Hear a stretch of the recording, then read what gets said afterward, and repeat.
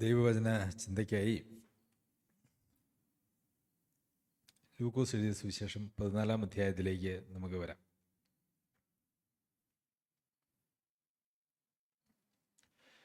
ലൂക്കോസ് എഴുതിയ സുവിശേഷം 14-ാം അധ്യായം. നമുക്കൊക്കെ ആരെങ്കിലും നമ്മെ സദ്യക്ക് വിളിച്ചാൽ നമുക്ക് സന്തോഷമാണല്ലേ. സദ്യ ഉണ്ണാൻ പോകാനൊക്കെ സന്തോഷമാണ്. പലപ്പോഴും നമ്മുടെ സന്തോഷത്തിനൊപ്പിച്ച് ഇങ്ങനെ സദ്യ ഉണ്ണാൻ നമ്മളുടെ പല രോഗങ്ങളും നമ്മളെ പലപ്പോഴും തടസ്സമാണ് എന്നുള്ളതാണ് ഒരു യാഥാർത്ഥ്യം. ഭക്ഷണവും സദ്യയൊക്കെ ആളുകൾക്ക് വളരെ താല്പര്യമുള്ള കാര്യമാണ്. ഇപ്പോൾ കർത്താവ് നമ്മെ ഒരു സദ്യക്ക് ക്ഷണിക്കുന്നുണ്ട് അല്ലേ? ഉണ്ടോ? കർത്താവ് സദ്യക്ക് ക്ഷണിച്ചിട്ടുണ്ടോ? ഉണ്ട്. കർത്താവ് സദ്യക്ക് ക്ഷണിച്ചതിനെക്കുറിച്ച് ഒരു മനുഷ്യനുമായിട്ടുള്ള ഒരു സംസാരമാണ് ഇന്ന് നമുക്ക് ചിന്തിക്കാനായിട്ടുള്ളത്. പ്രിയ ബാബു സഹോദരൻ പ്രാർത്ഥിച്ചപ്പോൾ 2 പ്രാവശ്യവും പ്രാർത്ഥിച്ചപ്പോൾ ഞാൻ സംസാരിക്കണമെന്ന് വിചാരിച്ചതായ വേദഭാഗത്തിലെ ഈ 2 വാക്യങ്ങൾ സഹോദരൻ സ്പർശിക്കുകയുണ്ടായി. ലൂക്കോസ് എഴുതിയ സുവിശേഷം 14-ാം അധ്യായത്തിൻ്റെ 15 മുതലുള്ള വാക്യങ്ങളാണ് നമ്മുടെ ചിന്തയ്ക്ക് ആസ്പദമായിരിക്കുന്നതായ വേദഭാഗം. അപ്പോൾ കർത്താവ് ഉപമകളിലൂടെയും ഒക്കെ അനേകരെ പഠിപ്പിച്ചുകൊണ്ടിരിക്കുന്നതായ സമയമാണ്. അപ്പോൾ കൂടെ പന്തിയിലിരുന്നവരിൽ ഒരുത്തൻ ഇത് കേട്ടിട്ട് ദൈവരാജ്യത്തിൽ ഭക്ഷണം കഴിക്കുന്നവൻ ഭാഗ്യവാൻ എന്ന് അവനോട് പറഞ്ഞു.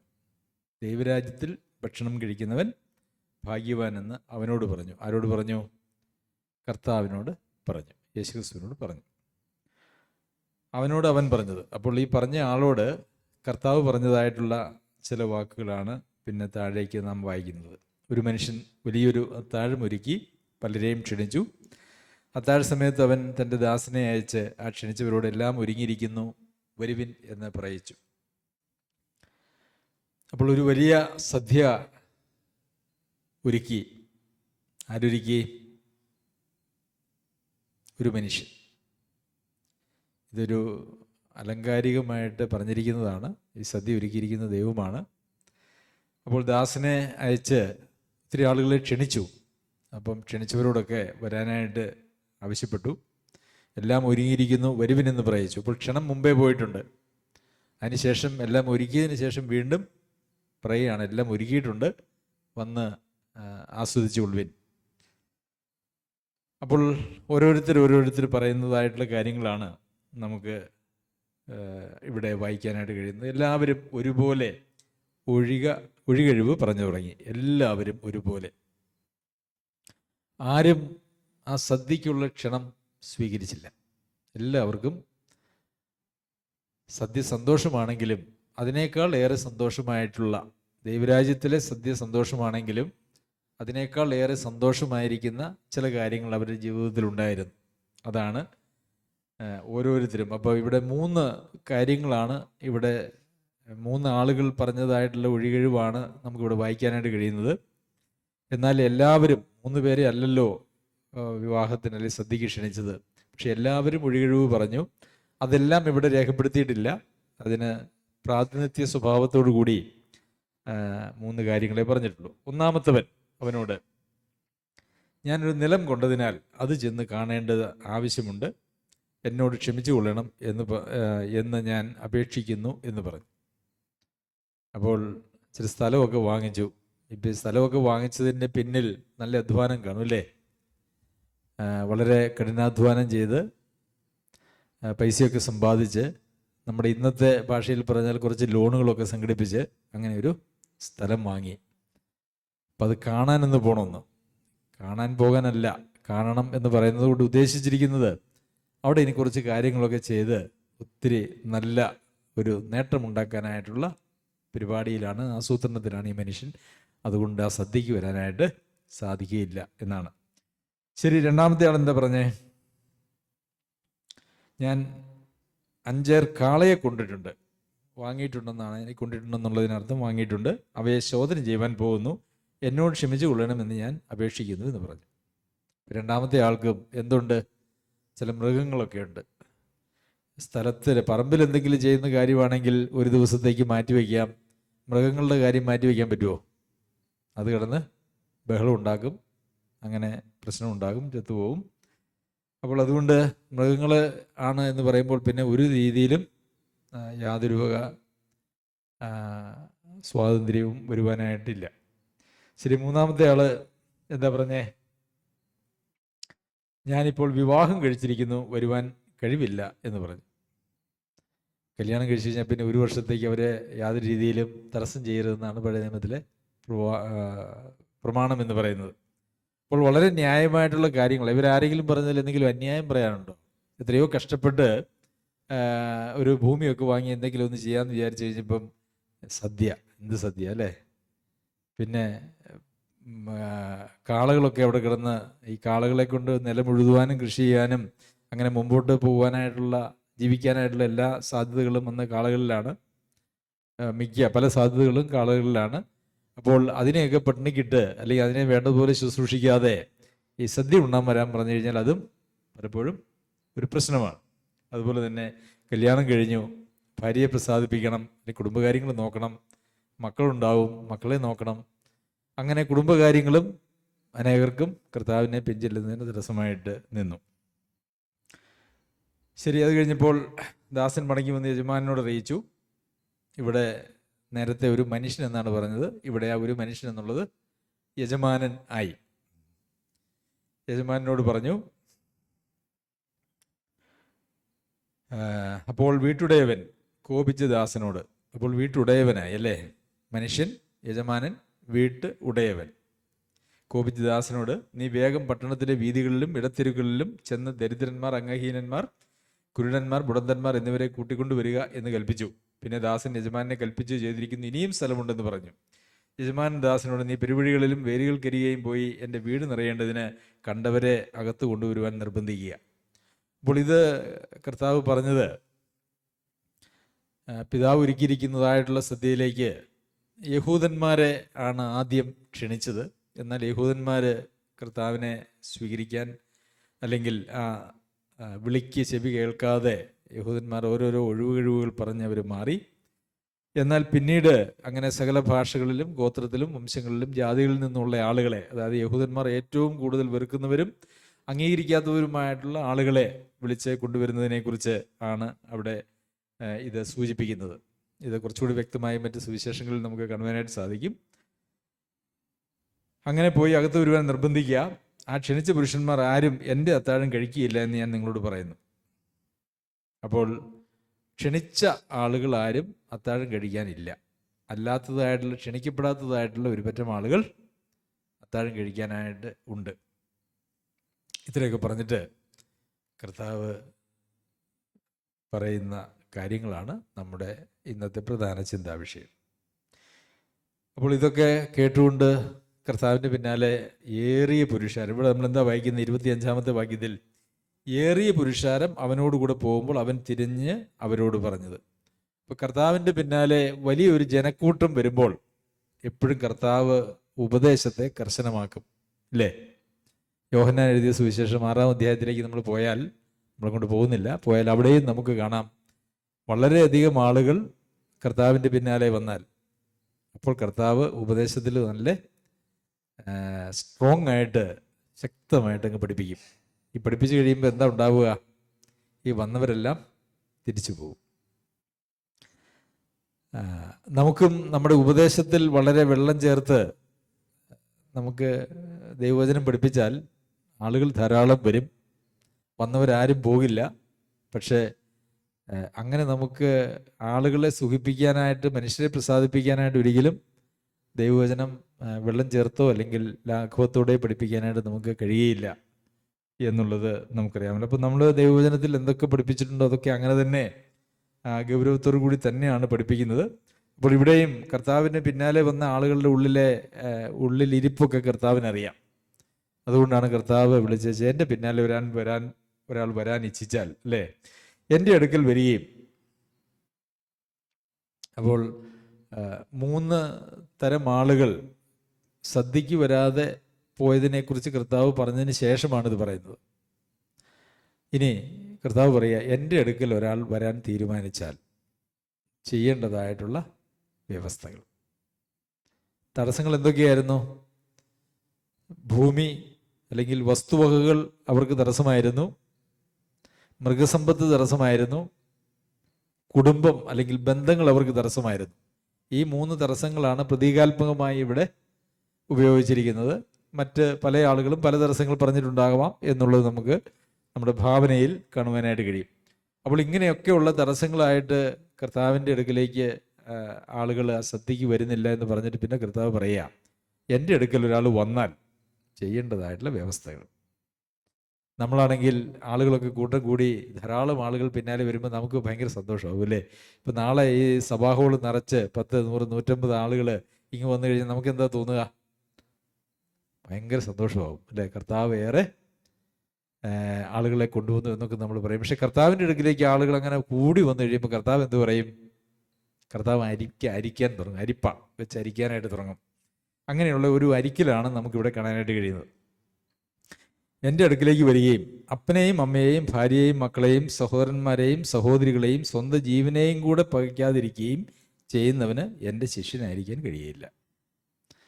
അപ്പോൾ ഞാനൊരു വിവാഹം കഴിച്ചു, അപ്പോൾ അവിടെ ഒരു മാനുഷിക ബന്ധമാണല്ലോ.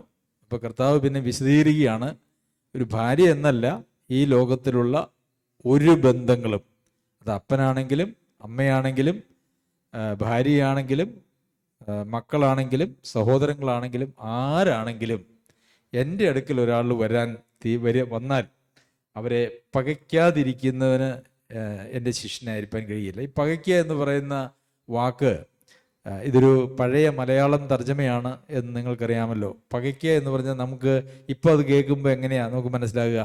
വെറുക്കുക എന്നൊക്കെയാണ് നമുക്ക് അതിൻ്റെ അർത്ഥമായിട്ട് മനസ്സിലാക്കുക.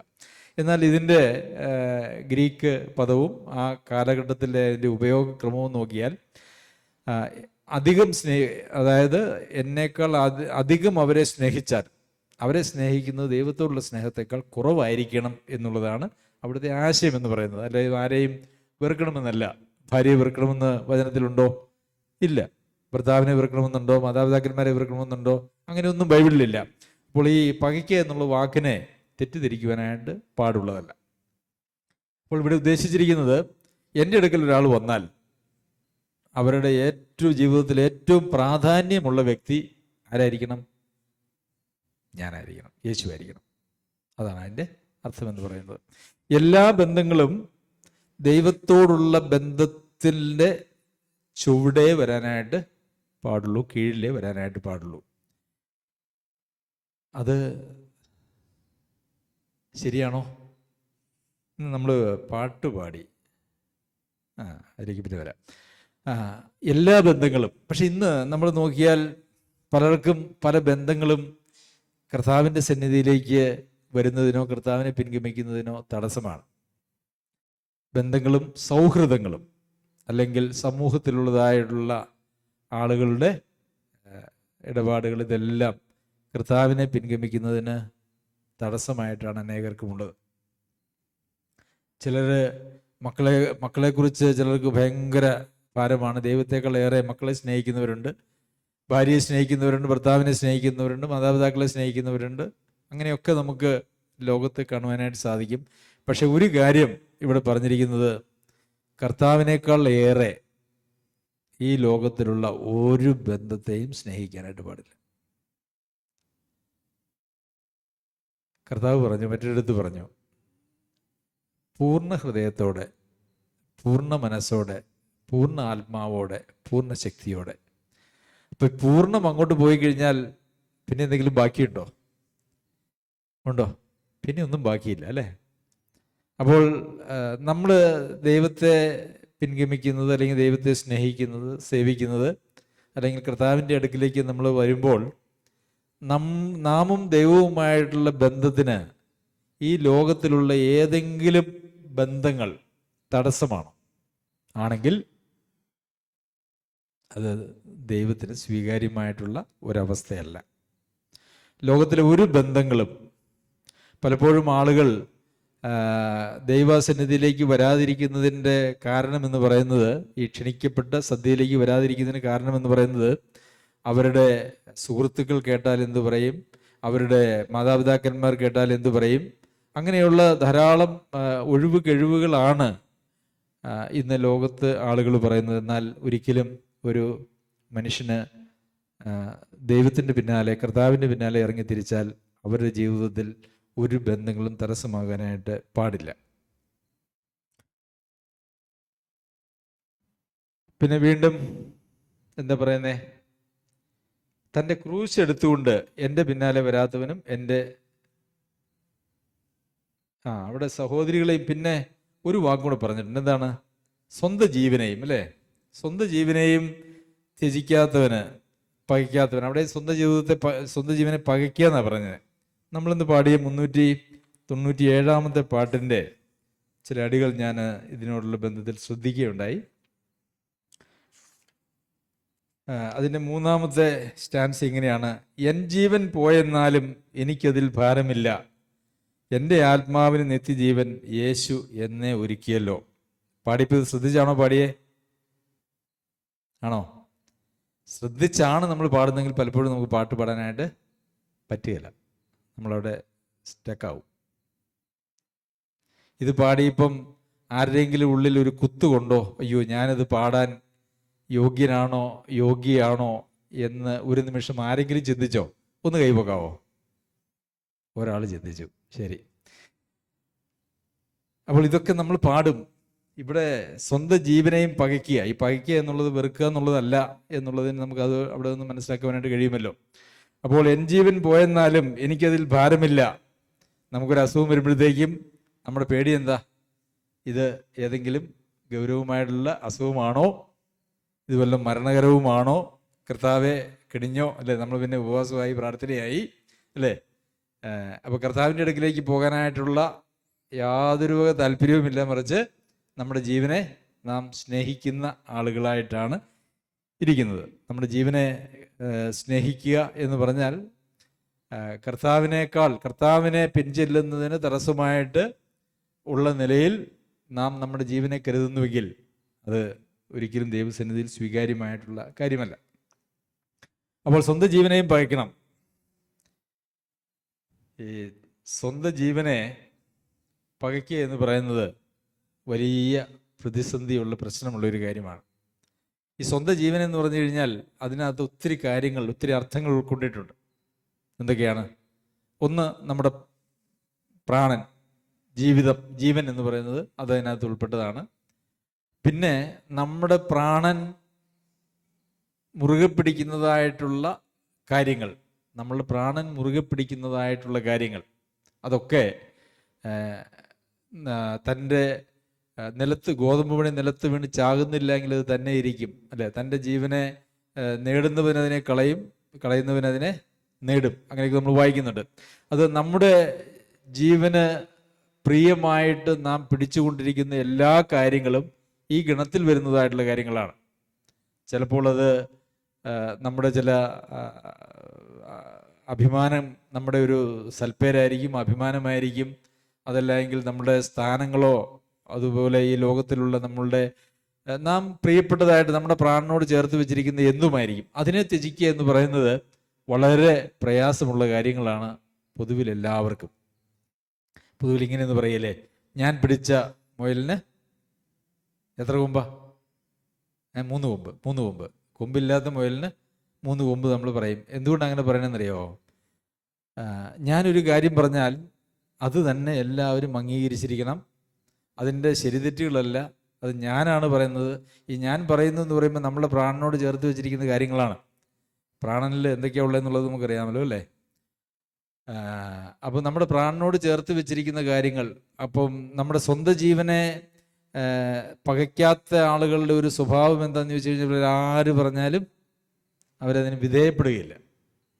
അത് ആര് പറഞ്ഞാലും എന്ത് പറഞ്ഞാലും അംഗീകരിക്കുകയോ വിധേയപ്പെടുകയോ ചെയ്യാത്ത ആളുകൾ സ്വന്തം ജീവനെ പകയ്ക്കാത്ത, അല്ലെങ്കിൽ ജീവനെ പിടിച്ചുകൊണ്ടിരിക്കുന്നതായിട്ടുള്ള ആളുകളാണ്. അപ്പോൾ നമുക്ക് ഇനി ഒരു പക്ഷേ ദൈവസന്നിധിയിൽ വലിയ ബന്ധങ്ങളൊന്നും കാര്യമായിട്ട് ഒരു തടസ്സമായിട്ടില്ല എന്ന് വന്നാൽ പോലും ഈ നമ്മളുടെ ആ ഒരു ഈഗോ എന്ന് നമ്മുടെ നാട്ടുവർത്താനത്തിൽ പറയുന്നത് ഈഗോ എന്ന് പറയും അല്ലേ? ഈഗോ, നമ്മുടെ അഭിമാനം, ഞാൻ എന്നുള്ള ഭാവം, അത് വിട്ടുകളയുക എന്ന് പറയുന്നത് ഭയങ്കര വിഷമമാണ്. എന്നാൽ അത് വിട്ടുകളയാത്ത ഒരാൾക്ക് ഒരിക്കലും തൻ്റെ ശിഷ്യനായിരിക്കാനായിട്ട് കഴിയുകയില്ല എന്നാണ് ഇവിടെ നമ്മൾ വായിക്കുന്നത്. പിന്നെ എന്താ പറയുന്നത്? തൻ്റെ ക്രൂശ് എടുത്തുകൊണ്ട് എൻ്റെ പിന്നാലെ വരാത്തവനും എൻ്റെ ശിഷ്യനായിരിക്കാൻ കഴിയില്ല. ക്രൂശ് എന്ന് പറയുന്നത് എന്താണ്? എന്താണ് ക്രൂശ്?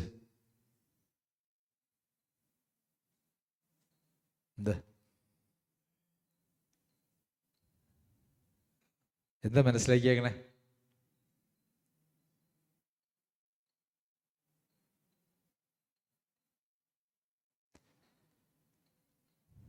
കർത്താവിനെ പിൻചെല്ലുന്നതിനെ പ്രതി നാം ഈ ലോകത്തിൽ അനുഭവിക്കുന്നതായിട്ടുള്ള എല്ലാ കാര്യങ്ങളും, അതുപോലെ തന്നെ നമ്മുടെ ജീവിതത്തിൽ നാം നേരിടുന്നതായിട്ടുള്ള സ്വാഭാവിക കഷ്ടങ്ങളും നിന്ദകളും പരിഹാസങ്ങളും, ഇതെല്ലാം ഈ ക്രൂശ് എന്ന് പറഞ്ഞു കഴിഞ്ഞാൽ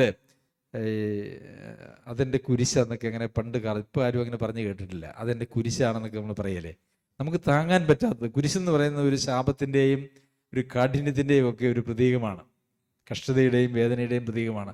അപ്പം നമുക്ക് താങ്ങാൻ കഴിയാത്ത, നമുക്കിഷ്ടമില്ലാത്തതായ നമ്മുടെ ജീവിതത്തിൽ എന്തിനെ പ്രതിയാണെങ്കിലും സംഭവിക്കുന്ന കാര്യങ്ങൾ, അതൊക്കെ നമുക്ക് സഹിക്കാൻ തയ്യാറില്ല എങ്കിൽ, ആ ക്രൂശ് എടുത്തുകൊണ്ട് വരാൻ കഴിയില്ല എങ്കിൽ എൻ്റെ ശിഷ്യനായിരിക്കാൻ കഴിയില്ല എന്നാണ്.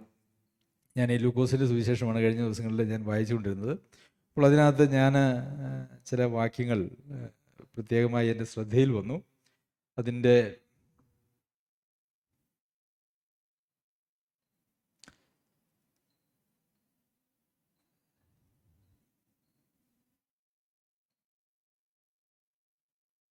പന്ത്രണ്ട് മുതൽ 21-ാം അധ്യായത്തിൻ്റെ 12 മുതലുള്ള ചില വാക്യങ്ങൾ നമ്മൾ വായിക്കുന്ന ഇപ്രകാരമാണ്: ഇത് എല്ലാറ്റിലും മുമ്പേ എൻ്റെ നാമനിമിത്തം അവർ നിങ്ങളുടെ മേൽ കൈവച്ച് രാജാക്കന്മാരുടെയും നാടുവാഴികളുടെയും മുമ്പിൽ കൊണ്ടുപോയി ഉപദ്രവിക്കുകയും പള്ളികളിലും തടവുകളിലും ഏൽപ്പിക്കുകയും ചെയ്യും.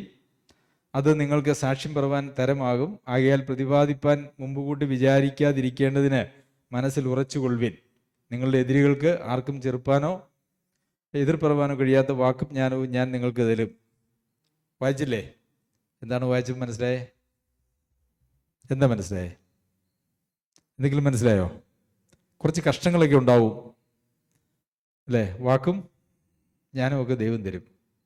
ശരിയല്ലേ? ഇത്രയല്ലേ ഉള്ളൂ? ആണോ? അല്ല, ഒറ്റ വായനയിൽ നമുക്ക് അത്രയൊക്കെ മനസ്സിലാവുള്ളൂ അല്ലേ?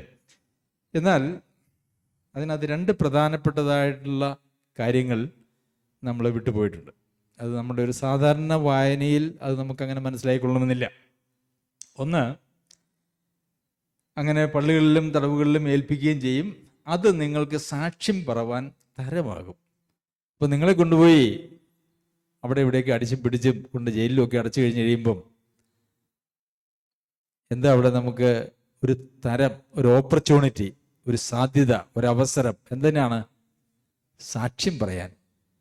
അപ്പോൾ വിശ്വാസത്തിൻ്റെ പേരിൽ പിടിച്ചു കൊണ്ടുപോകുന്നതിനെ കുറിച്ചായി പറയുന്നത്. പിടിച്ചു കൊണ്ടുപോയി അടിച്ചും തൊഴിച്ചും ഒക്കെ കൊണ്ടുപോയി പൂട്ടിയിട്ട് കഴിയുമ്പം നമ്മൾ ന്യായവിസ്താരം ചെയ്യും അല്ലേ? ന്യായാധിപന്മാരൊക്കെ ഉണ്ടാവും. അപ്പോൾ അത് നമുക്ക് എന്തിനുള്ള സാധ്യതയാണെന്ന് പറഞ്ഞേ?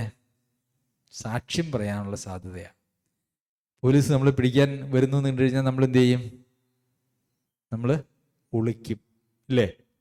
ഇപ്പം സാക്ഷ്യം പറവാൻ കിട്ടുന്നതായിട്ടുള്ള ആ ഒരു അവസരത്തെ നമ്മൾ കളയും. ഇനി അഥവാ പിടിച്ചുകൊണ്ട് പോയാൽ പിന്നെ നമ്മുടെ അടുത്ത പരിപാടി എന്താ? എങ്ങനെയെങ്കിലും ഒന്ന് പുറത്താക്കാനായിട്ട്, ഇറങ്ങാനായിട്ട് പ്രാർത്ഥനാവശ്യങ്ങൾ അങ്ങനെ സഭകൾ തോറും അയക്കും. അതിനുശേഷം ഒരു വക്കീലിനെ ആക്കി എങ്ങനെയെങ്കിലും ഒന്ന് ജാമ്യത്തിൽ ഇറങ്ങണം നോക്കും. നമ്മൾ ഈ സാക്ഷ്യം പറയാൻ തരം അന്വേഷിക്കുമോ? ഇവിടെ കിടന്നാൽ ഇവിടെ കുറേ തടവുപുള്ളികളും ഉണ്ട്, പിന്നെ കുറേ പോലീസുകാരും ഉണ്ട്, പിന്നെ ജഡ്ജി എന്നെ വിളിച്ച് വിസ്താരത്തിന് വിളിക്കും. അപ്പോൾ എനിക്ക് ജഡ്ജിയോട് സുവിശേഷം പറയാം. ജഡ്ജിമാരുടെ അടുത്ത് അല്ലാതെ സുവിശേഷം പറയാൻ പോകാൻ പറ്റുമോ? പോലീസ് സ്റ്റേഷനിൽ പോയി സുവിശേഷം പറയാൻ പോകാൻ പറ്റുമോ? ഇല്ല. അപ്പോൾ പിന്നെ ഇങ്ങനെയുള്ള ആളുകൾ, ഈ പ്രമാണിമാരും പള്ളി പ്രമാണികളും അങ്ങനെയുള്ള ആളുകളുടെയൊക്കെ അടുത്ത് നമുക്ക് സുവിശേഷം പറയാനൊരു അവസരമാണ്, ഒരു തരമാണ് എന്നാണ് പറഞ്ഞേക്കണേ. നമ്മൾ ആരെങ്കിലും വായിച്ചപ്പോൾ അത് ശ്രദ്ധിച്ചോ? ശ്രദ്ധിച്ചില്ല. ശരി, അടുത്ത വാക്യം. ആകയാൽ പ്രതിപാദിപ്പാൻ മുമ്പ് കൂട്ടി വിചാരിക്കാതിരിക്കേണ്ടതിന് മനസ്സിൽ ഉറച്ചുകൊള്ളുവിൻ. അപ്പോൾ ഇങ്ങനെ കൊണ്ടുപോയി അവിടെ ഇടുമ്പം നിങ്ങൾ ഒരു കാര്യം പ്രത്യേകം ശ്രദ്ധിച്ചോണം. എന്താണ്? അവരെന്തെങ്കിലും ചോദിച്ചാൽ മറുപടി പറയാനായിട്ടുള്ള യാതൊരു വക പദ്ധതി നിങ്ങൾക്കുണ്ടാകാൻ പാടില്ല. നമ്മളെന്ത് ചെയ്യും? നമ്മളിപ്പോൾ തന്നെ, ഇനിയിപ്പോൾ നാളെ പോലീസ് പിടിച്ചു കഴിഞ്ഞാൽ എന്തൊക്കെ പറയണമെന്നുള്ളത് നമ്മളിപ്പോൾ തന്നെ തീരുമാനിച്ചുറപ്പിച്ച്, വേണ്ടി വന്നാൽ ഏതെങ്കിലും ഒരു വക്കീലിനെ കണ്ട് എന്തൊക്കെയാണ് ചോദിച്ചാൽ ചോദിക്കുന്നതിന് മറുപടി പറയേണ്ടത് എന്നുള്ളതിനെക്കുറിച്ച് എഴുതി വാങ്ങിച്ച് കാണാപ്പാടം പിടിച്ച് അങ്ങനെ കൊണ്ടുപോകില്ലേ? ഈ സാക്ഷികളൊക്കെ വിസ്തരിക്കാനായിട്ട് വക്കീലന്മാർ കോടതിയിൽ കൊണ്ടുപോകുമ്പോൾ എന്തൊക്കെയാണ് പറയേണ്ടത്, എന്തൊക്കെ പറയരുത്, എന്തൊക്കെ ചോദിച്ചാലൊക്കെ എന്തൊക്കെ ചെയ്യണമെന്നുള്ളതിനെക്കുറിച്ച് പഠിപ്പിച്ചിട്ടാണ് ഈ സാക്ഷികളെയും വാദിയെയും പ്രതിയെയും ഒക്കെ കൊണ്ടുപോകുന്നത്, കോടതിയിൽ കൊണ്ടുപോകുന്നത്. എന്ന് പറഞ്ഞതുപോലെ നമുക്ക് ആളുകളെ സഹോദരന്മാർ പറഞ്ഞു തരും, പിന്നെ സഹോദരന്മാരായിട്ടുള്ള വക്കീലന്മാർ പറഞ്ഞു തരും, പിന്നെ നമ്മൾ നമ്മുടെ ബുദ്ധിയിലൊക്കെ ആലോചിച്ച് കുറെ പോയിന്റൊക്കെ കണ്ടുപിടിച്ച് അങ്ങനെ വയ്ക്കും, ഇല്ലേ? ഇവിടെ എഴുതിയേക്കുന്നത് എന്താ? ആകയാൽ പ്രതിപാദിപ്പാൻ മുമ്പ് കൂട്ടി വിചാരിക്കാതിരിക്കേണ്ടതിന് മനസ്സിൽ ഉറച്ചുകൊള്ളണം. അവിടെ പോയി എന്ത് പറയണം എന്നുള്ളതിനെക്കുറിച്ച് ചിന്തിക്കാതിരിക്കാൻ ശ്രദ്ധിച്ചോണമെന്നാ. അങ്ങനെ അതിനെക്കുറിച്ച് ചിന്തിക്കാതിരിക്കാൻ ശ്രദ്ധിച്ചാൽ എന്താണ് കിട്ടാൻ പോകുന്നത്? അടുത്ത വാക്യത്തിൽ, നിങ്ങളുടെ എതിരികൾക്ക് ആർക്കും ചെറുപ്പാനോ എതിർ പറവാനോ കഴിയാത്ത വാക്കും ജ്ഞാനവും ഞാൻ നിങ്ങൾക്ക് നൽകും. അപ്പോൾ ദൈവത്തിന്റെ കരങ്ങളിൽ നിന്നും ദൈവത്തിന്റെ സന്നിധിയിൽ നിന്നും ആർക്കും എതിർക്കാൻ കഴിയാത്തതായിട്ടുള്ള വാക്കും ജ്ഞാനവും നമുക്ക് കിട്ടണമെങ്കിൽ നമ്മളുടേതായിട്ടുള്ള എല്ലാ പരിപാടിയും അങ്ങ് മാറ്റി വെച്ചേക്കണം എന്നാണ് അതിൻ്റെ അർത്ഥം. ശരിയല്ലേ? അപ്പോൾ ക്രൂശ് എടുത്ത് മുമ്പോട്ടുള്ള യാത്രയിൽ ഇങ്ങനെയുള്ള ചില സാഹചര്യങ്ങൾ നമ്മുടെ ജീവിതത്തിൽ ഉണ്ടാകുമ്പോൾ നമ്മൾ എന്ത് ചെയ്യണമെന്നാണ് ഇവിടെ നമുക്ക് കാണാനായിട്ട് കഴിയുന്നത്. അങ്ങനെ ചെയ്യാനുള്ള ഒരു മനസ്സൊരുക്കമുണ്ടോ? എന്നെ ഇനി വല്ലതും അറസ്റ്റ് ചെയ്തുകൊണ്ട് പോയാലും എനിക്ക് അവിടെ ചെന്ന് പലരോടും സുവിശേഷം പറയാനായിട്ട്, സാക്ഷ്യം പറയാനായിട്ടൊരു അവസരമാണ് എന്ന് ചിന്തിച്ചിട്ടുണ്ടോ? ഇല്ലല്ലേ?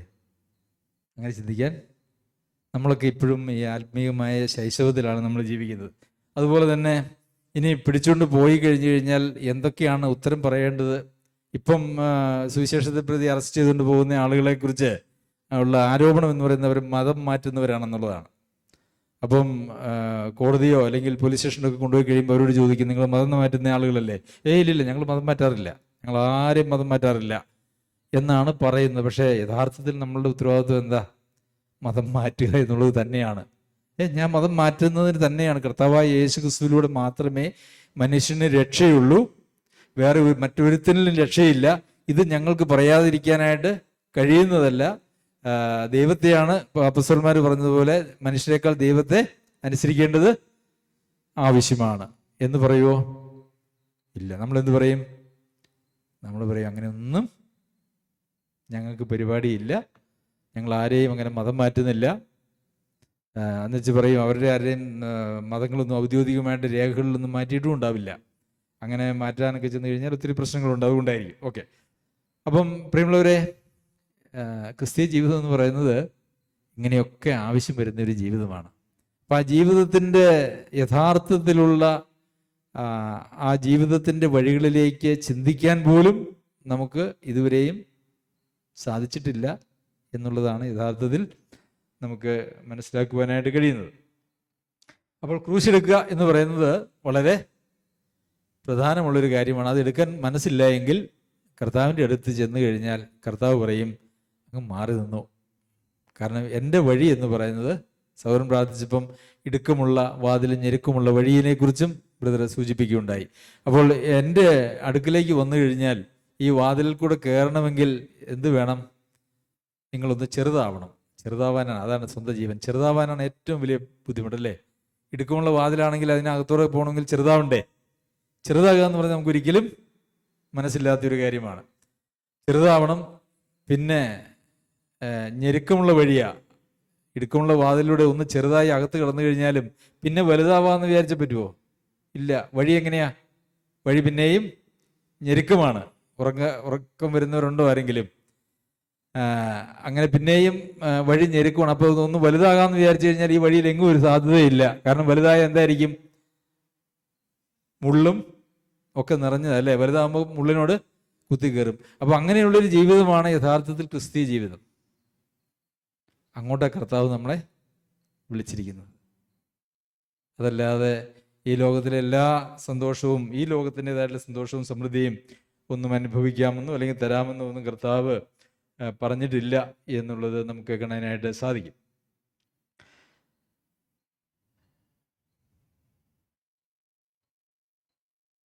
അതിനുശേഷം പിന്നെയും കർത്താവ് വളരെ ശക്തമായ ചില നിബന്ധനകളൊക്കെ പറഞ്ഞു. അതിനുശേഷം കർത്താവ് പറയുന്നത്, എൻ്റെ പിന്നാലെ വരാനായിട്ട് നിങ്ങൾക്ക് ആഗ്രഹമുണ്ടെങ്കിൽ നിങ്ങളിരുന്നൊന്ന് ശരിക്കും ആലോചിച്ചോളുക. നിങ്ങൾക്കൊരു കണക്കുകൂട്ടലുകളൊക്കെ വേണം.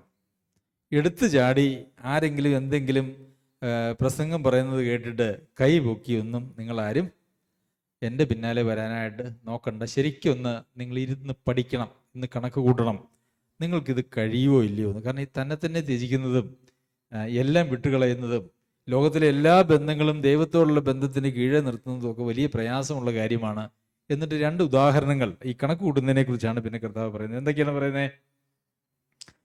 നിങ്ങളിൽ ആരെങ്കിലും ഒരു ഗോപുരം പണിവാൻ ഇച്ഛിച്ചാൽ ആദ്യം ഇരുന്നത് തീർപ്പാൻ വകയുണ്ടോ എന്ന് കണക്ക് നോക്കുന്നില്ലയോ? അല്ലെങ്കിൽ അടിസ്ഥാനമിട്ട ശേഷം തീർപ്പാൻ വകയില്ല എന്ന് വന്നേക്കാം. കാണുന്നവരെല്ലാം ഈ മനുഷ്യൻ പണിവാൻ തുടങ്ങി തീർപ്പാനോ വകയില്ല എന്ന് പരിഹസിക്കുമല്ലോ. അപ്പോൾ അറിയാം, ഇന്ന് ചില പണിതീരാത്ത വീടുകളൊക്കെ പലയിടത്തും കിടപ്പുണ്ട്. അതെന്തുകൊണ്ടാ? അവര് വീട് പണിയുന്നതിന് മുമ്പ് അവർ കണക്ക് നോക്കിയില്ല. അതുകൊണ്ട് അവരൊരു പരിഹാസപാത്രമാണ്. യാതൊരു ബുദ്ധിയില്ല, അല്ലേ? അവർ എന്ത് കണ്ടുകൊണ്ടാണ് പണി തുടങ്ങിയത്, പണി പകുതി വഴിക്ക് കിടക്കുന്നു എന്നൊക്കെ പറഞ്ഞ് ആളുകൾ ആക്ഷേപിക്കും. അതുകൊണ്ട് ഇരുന്ന് കണക്ക് നോക്കണം. എന്താണ് ഇവിടെ ദൈവരാജ്യത്തിലേക്ക് സദ്യക്ക് പോകാൻ താല്പര്യപ്പെടുന്ന ആളുകൾ അത് പൂർത്തീകരിക്കാൻ കഴിയുമോ എന്നുള്ളത് ഇരുന്ന് കണക്ക് നോക്കണമെന്നാണ് പറഞ്ഞത്.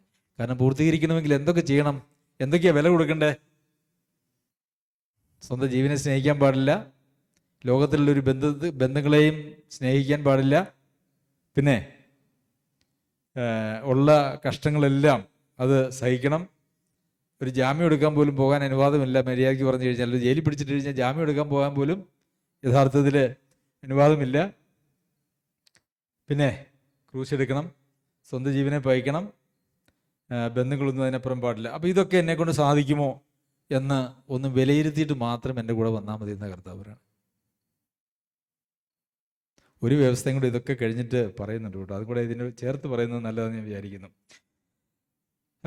33-ാമത്തെ വാക്യത്തിൽ, അങ്ങനെ തന്നെ നിങ്ങളിൽ ആരെങ്കിലും തനിക്കുള്ളത് ഒക്കെയും വിട്ടുപിരിയുന്നില്ല എങ്കിൽ അവൻ എൻ്റെ ശിഷ്യനായിരിക്കാൻ കഴിയില്ല.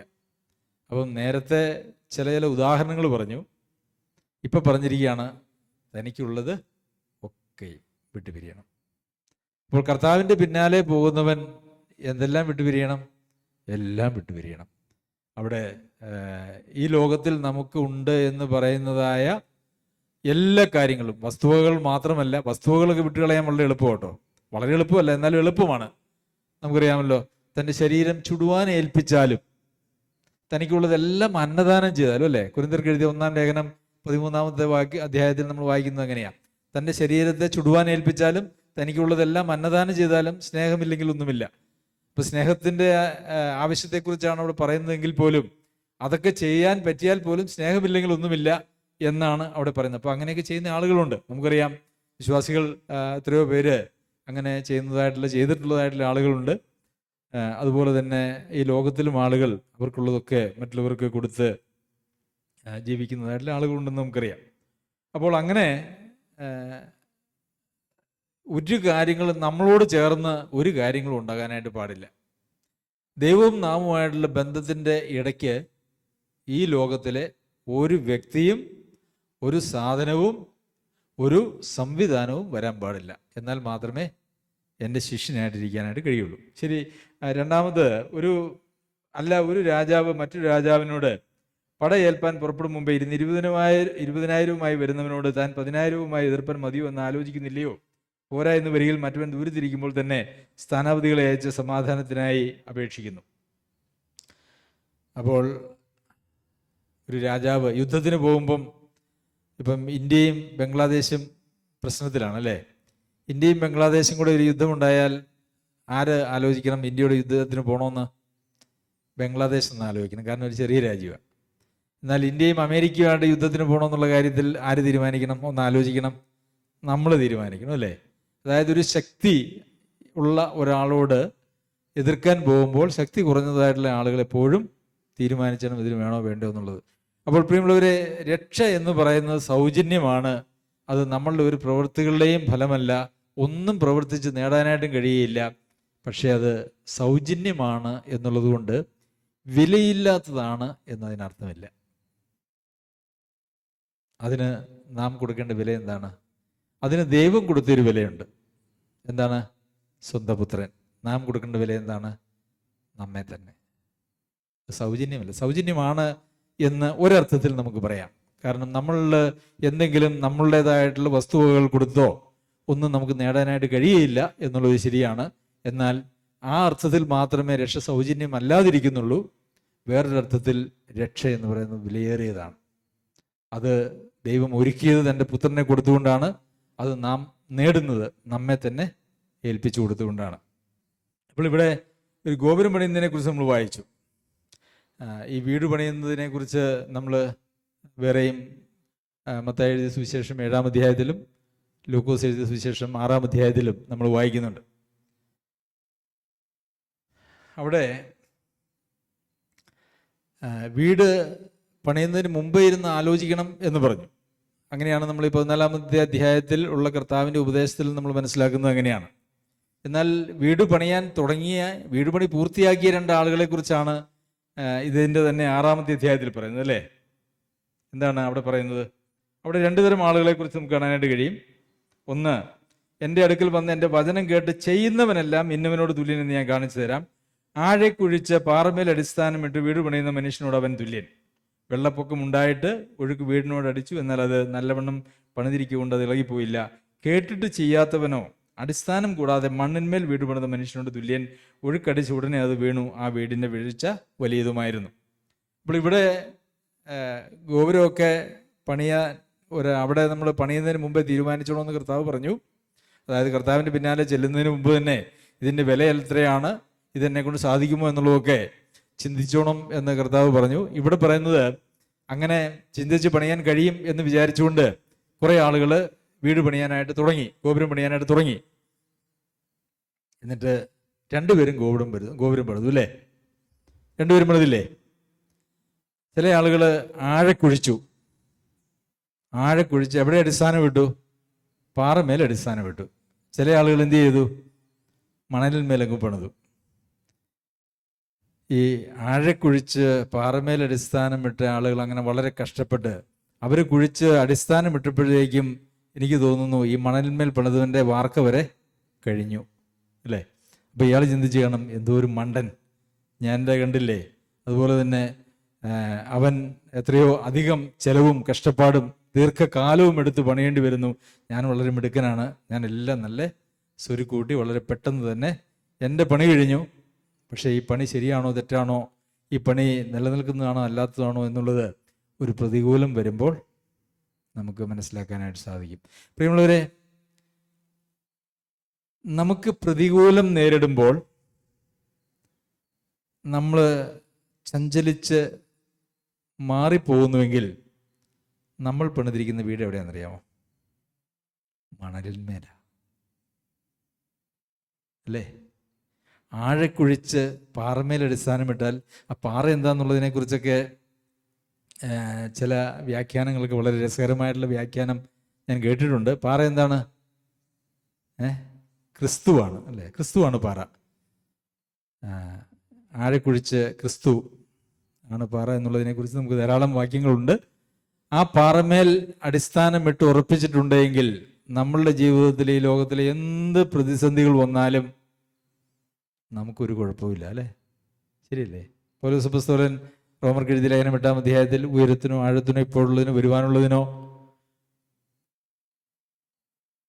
മറ്റൊരു യാതൊരു സൃഷ്ടിക്കോ ക്രിസ്തുയേശുവിലുള്ള ദൈവസ്നേഹത്തിൽ നിന്ന് തന്നെ വേർപിരിക്കുവാൻ കഴിയുകയില്ല എന്ന് ഞാൻ ഉറച്ചിരിക്കുന്നു. എന്തുകൊണ്ടാണ്? ആഴക്കുഴിച്ച് പാറമേൽ അടിസ്ഥാനമിട്ട് പണിതായിരിക്കുന്ന ഒരു പണിയാണ്. അതുകൊണ്ടല്ലേ പൗലോസ് അപ്പോസ്തലൻ ഒരു മനുഷ്യൻ ജീവിതത്തിൽ കടന്നു പോകാവുന്നതായിട്ടുള്ള എല്ലാ പ്രതിസന്ധികളിലൂടെയും ഞാനിങ്ങനെ വിചാരിക്കും, കർത്താവ് 3.5 വർഷമാണ് ശരിയായിട്ടുള്ള ഒരു പ്രശ്നത്തിലൂടെ അല്ലെങ്കിൽ ശുശ്രൂഷയിലൂടെ കടന്നുപോയത് 3.5 വർഷം. അതിൽ തന്നെ വലിയ പ്രശ്നങ്ങളൊക്കെ ഏറ്റവും അവസാനമായിരുന്നു ഉണ്ടായിരുന്നത്, ചില ദിവസങ്ങൾ മാത്രം. എന്നാൽ പൗലോസ് അപ്പോസ്തലൻ എത്ര വർഷമാണ് ആത്മീയ ശുശ്രൂഷ ചെയ്തത്? ഈ വർഷങ്ങൾ മുഴുവൻ താൻ അനുഭവിച്ചതായിട്ടുള്ള കഷ്ടപ്പാടുകൾ എന്തോരമാണ്. അത് എന്തുകൊണ്ടാണെന്നറിയാമോ? എന്നിട്ടൊന്നും കുലുങ്ങിപ്പോകാതിരുന്നേ. ഞാൻ ആരിൽ വിശ്വസിച്ചിരിക്കുന്നു എന്ന് ഞാൻ അറിയുന്നു, എൻ്റെ ഉപനിധി കാപ്പാൻ പ്രാപ്തനെന്ന് ഞാൻ വിശ്വസിക്കുന്നു. അപ്പോൾ ഈ ആഴത്തിൽ കുഴിച്ച് കർത്താവിൽ അടിസ്ഥാനമിട്ട്, കർത്താവാകുന്ന പാറയിൽ അടിസ്ഥാനമിട്ടുള്ള ഒരു പണിയാണ് നമ്മൾ നമ്മുടെ ജീവിതത്തിൽ, ക്രിസ്തീയ ജീവിതത്തിന് പണി ചെയ്തിരിക്കുന്നതെങ്കിൽ ഈ ലോകത്തിലുള്ള ഒരു കാറ്റും കോളും, ഈ ലോകത്തിലെ ഒരു സംഭവത്തിനും, ഉയരത്തിന് ആഴത്തിന്, ഇപ്പോഴുള്ളതിന് വരുവാനുള്ളതിന്, അല്ലേ, എന്തോ ഇതിനൊന്നും പെടാത്ത എന്തെങ്കിലും ഉണ്ടോ ഈ ലോകത്തില്? അതായത് ഈ ലോകത്തിലോ ഇപ്പോഴുള്ളതിനോ കഴിഞ്ഞു പോയതിനോ ഇനി ഇപ്പോഴുള്ളതിനോ വരുവാനുള്ളതിനോ അങ്ങനെ ഉയരത്തിലോ ആഴത്തിനോ എന്ന് പറഞ്ഞാൽ യാതൊരു കാര്യത്തിനും കർത്താവായ യേശു ക്രിസ്തുവിലുള്ള ദൈവസ്നേഹത്തിൽ നിന്ന് വേർപിരിപ്പാൻ കഴിയില്ല എന്ന് ഉറച്ചിരിക്കുന്നു. മണലിന്മേൽ പണിത ആളുകൾ എന്താ അപ്പോൾ പറയുക? എനിക്ക് പലപ്പോഴും സങ്കടം തോന്നിയിട്ടുണ്ട്.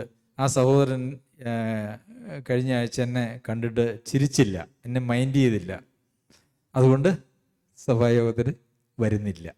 അല്ല, ഇങ്ങനെയൊക്കെ ധാരാളം ഈ 10-15 സഭകളിലൂടെ കയറി ഇറങ്ങി എൻ്റെ ജോലിയുടെ ഭാഗമായിട്ടും പഠനത്തിൻ്റെ ഭാഗമായിട്ടും ഒക്കെ പോയതുകൊണ്ട് ധാരാളം അനുഭവങ്ങളുണ്ട്. ഈ ആളുകൾ സഭായോഗത്തിന് വരാതിരിക്കുന്നതിൻ്റെ കാരണങ്ങളൊക്കെ കേട്ടാൽ നമുക്ക് ഭയങ്കര സഹതാപം തോന്നും. ചിരിച്ചില്ല, മിണ്ടിയില്ല, അല്ലെ നോക്കിയില്ല, ഞാൻ ചിരിച്ചിട്ട് തിരിച്ചു ചിരിച്ചില്ല. ഇതൊക്കെ ആളുകളെ സഭയിൽ നിന്ന് അകറ്റുന്നു, ബന്ധങ്ങളിൽ നിന്ന് അകറ്റുന്നു, വിശ്വാസത്തിൽ നിന്ന് അകറ്റുന്നു. എത്രയോ പരിതാപകരമായിട്ടുള്ള കാര്യമാണ്. അപ്പോൾ പൗലോസിൻ്റെ ഒക്കെ കാര്യം ഒന്ന് ആലോചിച്ച് നോക്കിയേ. എന്തെങ്കിലും ആലോചിച്ചുകൊണ്ട്, പ്രിയമുള്ളവരെ, എന്തെങ്കിലുമൊക്കെ ആലോചിച്ചുകൊണ്ടൊക്കെ നടക്കുമ്പോൾ ചിലപ്പം നമ്മുടെ ശ്രദ്ധയോ ആലോചനയ്ക്ക് വേറെ എവിടെയെങ്കിലും ആയിരിക്കും. അങ്ങനെ ആരെയും കണ്ടിട്ട് ചിരിക്കാതെയോ മൈൻഡ് ചെയ്യാതെയോ ഒന്നും പോകുന്ന ആളല്ല ഞാൻ. നിങ്ങളൊന്നും ഒരിക്കലും അങ്ങനെ ചിന്തിച്ചേക്കരുത് കേട്ടോ. ആരും ആരെക്കുറിച്ച്, എന്നെക്കുറിച്ച് മാത്രമല്ല, ആരും ആരെക്കുറിച്ചും അങ്ങനെ ചിന്തിക്കാനായിട്ട് പാടില്ല. ചിന്തിക്കുമെന്ന് ഞാൻ വിചാരിക്കുന്നില്ല നമ്മളെല്ലാവരും. അപ്പം മനുഷ്യരെ വിശ്വാസത്തിൽ നിന്ന് പിന്തിരിപ്പിക്കുന്നതായിട്ടുള്ള കാര്യങ്ങൾ എന്ന് പറയുന്നത് വളരെ നിസ്സാരമായ, ബാലിശമായ, പുറത്തു പറയാൻ പോലും കൊള്ളാത്തതായിട്ടുള്ള ചില കാര്യങ്ങളാണ്. ഈ അടുത്തിടെ ഞാൻ 2 പേരെ കുറിച്ച് കേട്ടു. ഇന്നലെ പോയപ്പോൾ കേട്ടതാണ്.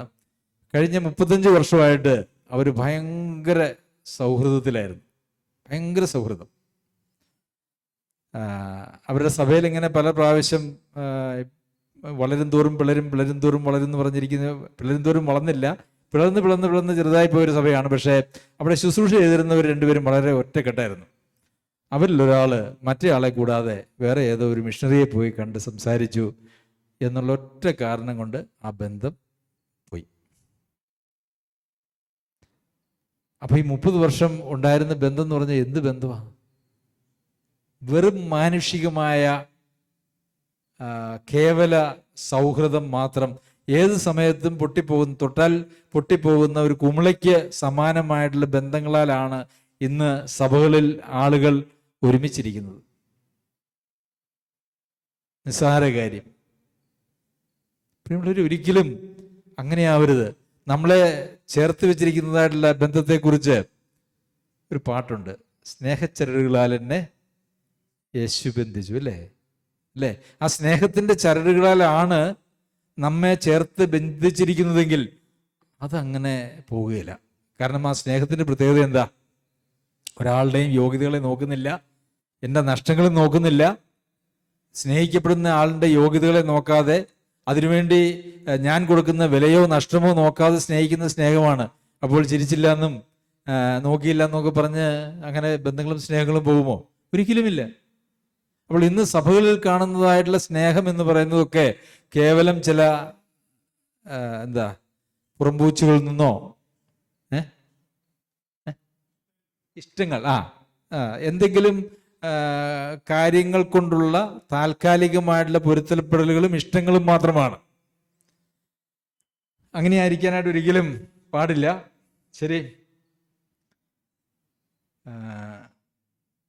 അപ്പോൾ നമ്മളുടെ വിശ്വാസം അടിസ്ഥാനപ്പെട്ടിരിക്കുന്നത് എവിടെയാ? എന്താ നമ്മളെ കർത്താവായ യേശു ക്രിസ്തുവിലുള്ള ദൈവസ്നേഹത്തിൽ നമ്മളെ വേർപിരിക്കുവാൻ കഴിയുന്നത് എന്തിനാ? എന്തെങ്കിലും ഉണ്ടോ? എന്തെങ്കിലും ഉണ്ടോ? ഒന്നുമില്ല, അല്ലേ? ഒന്നും ഉണ്ടാകാൻ പാടില്ല. എന്തെങ്കിലും ഉണ്ട് എങ്കിൽ നമ്മൾ വിചാരിച്ചുകൊള്ളുക, ഒന്ന്, നാം ഈ വഴി പോകേണ്ടതിൻ്റെ വില നമ്മൾ കണക്ക് കൂട്ടിയിട്ടില്ല. നമുക്ക് വിലയേറിയത് കിട്ടണമെങ്കിൽ വലിയ വില കൊടുക്കണം, അല്ലേ? വേണ്ടേ? വേണോ? വിലയേറിയത് കിട്ടണമെങ്കിൽ നമ്മൾ വലിയ വില കൊടുക്കണം.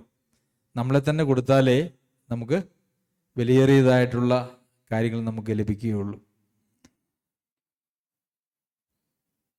ശരി, ലൂക്കോസ് എഴുതിയ സുവിശേഷം 14-ാം അധ്യായത്തിൽ അതിൻ്റെ അവസാന ഭാഗം കൂടെ നമുക്ക് ഒന്ന് നോക്കി നമ്മുടെ ചിന്ത അവസാനിപ്പിക്കാം.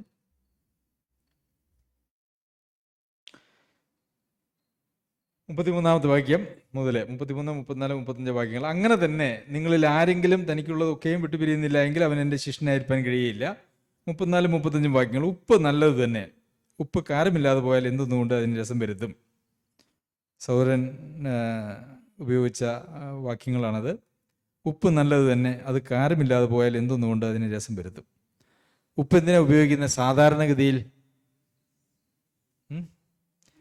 രുചി വരുത്താനാണ് ഉപയോഗിക്കുന്നത്, പിന്നെ കേടുവരാതിരിക്കാൻ, അല്ലേ? ഇത് രണ്ടുമാണ് ഉപ്പിൻ്റെ സാധാരണ ഉപയോഗങ്ങൾ. പിന്നെ ഉപ്പ് രസം ഉണ്ടെങ്കിൽ മാത്രമേ അതിന് പ്രയോജനപ്പെടുകയുള്ളൂ. പിന്നെ ഉപ്പിൻ്റെ പ്രയോജനം എന്താ?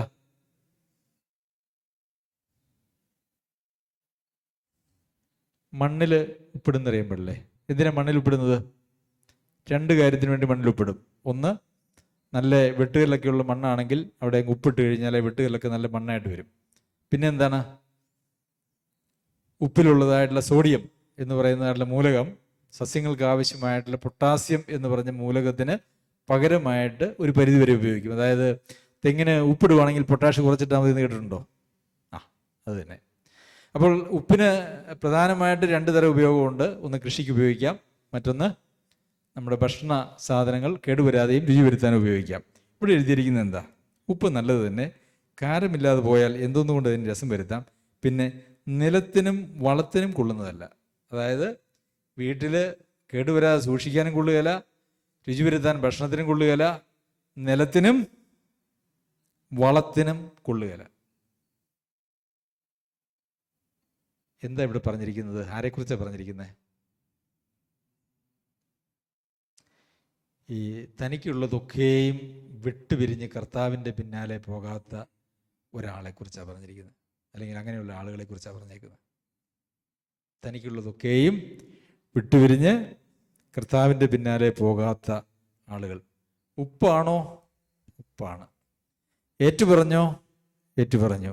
രക്ഷിക്കപ്പെട്ടോ എന്നൊക്കെ പറയുന്നു. രക്ഷിക്കപ്പെട്ടു എന്നാണ് പറയുന്നത്. എന്നാൽ അവരുടെ ബന്ധങ്ങൾ കർത്താവുമായിട്ടുള്ള ബന്ധത്തിന് തടസ്സമാണ്. അവരുടെ വസ്തുവകകൾ കർത്താവുമായിട്ടുള്ള ബന്ധത്തിന് തടസ്സമാണ്. അവരുടെ മൃഗസമ്പത്ത് കർത്താവുമായിട്ടുള്ള ബന്ധത്തിന് തടസ്സമാണ്. എല്ലാം കർത്താവുമായിട്ടുള്ള ബന്ധത്തിന് തടസ്സം.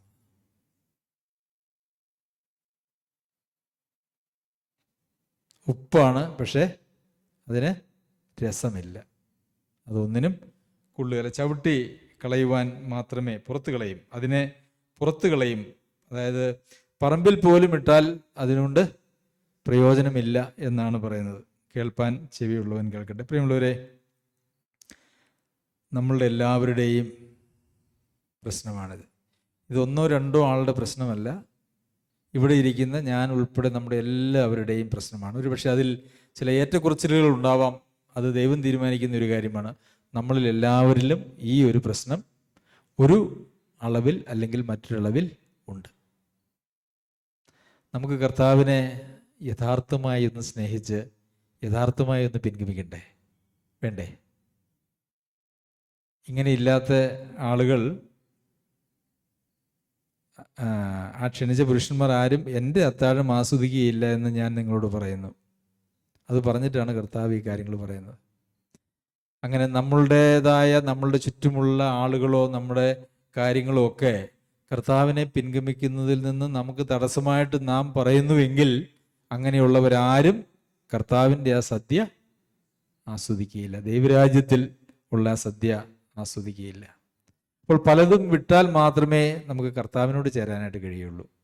എല്ലാത്തിനെയും പിടിച്ചുകൊണ്ട് നമുക്ക് കർത്താവിൻ്റെ പിന്നാലെ ഉള്ള ഒരു പോക്ക് എന്ന് പറയുന്നത് ഒരിക്കലും നടക്കുകയില്ല എന്നുള്ളതാണ്.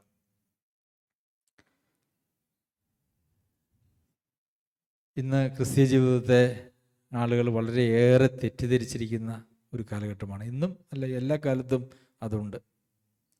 ആ കാലഘട്ടത്തിൽ ഇത് ഉള്ളത് കൊണ്ടാണല്ലോ കർത്താവ് ഇത് പറഞ്ഞത്. ഏറെ തെറ്റിദ്ധരിച്ചിരിക്കുന്നു. നമുക്ക് സ്ഥിരമായി സഭായോഗത്തിന് പോയാലും അല്ലേ, ബൈബിളും വായിച്ച് പ്രാർത്ഥിക്കുകയും ചെയ്തു കഴിഞ്ഞാൽ നമ്മളുടെ ജീവിതം ദൈവത്തിന് പ്രസാദകരമാണെന്ന് നമ്മൾ ചിന്തിക്കുന്നത് അല്ലല്ല.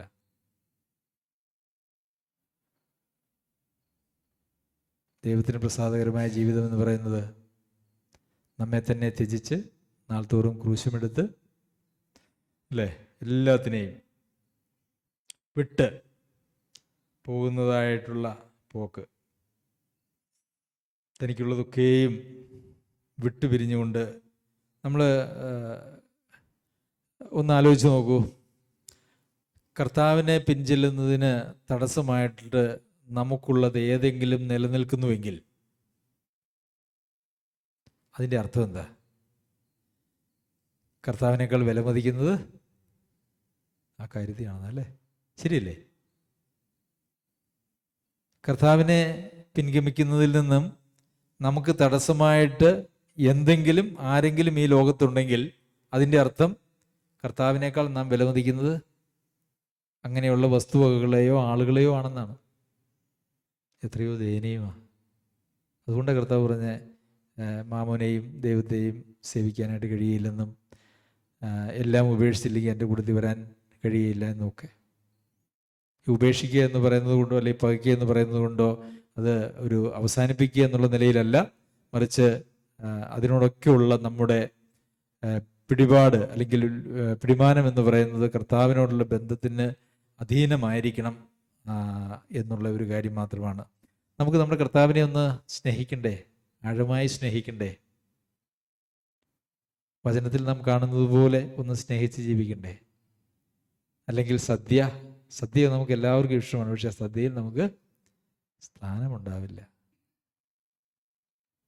കർത്താവ് സദ്യക്കായിട്ട് നമ്മളെ ക്ഷണിക്കുന്നു. നമുക്ക് ദൈവസന്നിധിയിലേക്ക് നമ്മുടെ ഹൃദയത്തെ ഉയർത്താൻ നമ്മുടെ കണ്ണുകളെ നമുക്ക് അടയ്ക്കാൻ നമുക്കൊരു വാക്ക് പ്രാർത്ഥിക്കാം.